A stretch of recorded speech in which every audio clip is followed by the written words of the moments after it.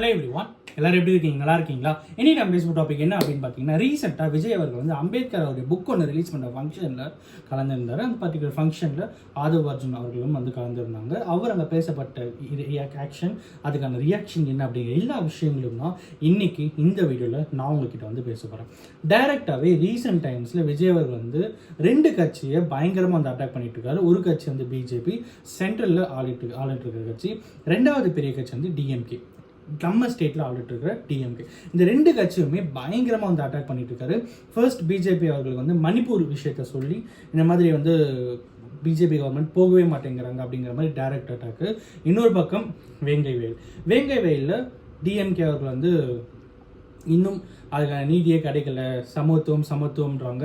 ஆனால் இங்கே ஜாதிகள் மிகப்பெரிய வேறுபாடுகள் இருக்குது அப்படிங்கிற ஏகப்பட்ட விஷயங்களை அவர் வந்து பேசியிருந்தார். அந்த எல்லாத்துக்கும் மேலே 200 தொகுதிகள் எலெக்ஷனில் ஜெயிப்போம் அப்படின்ற மாதிரி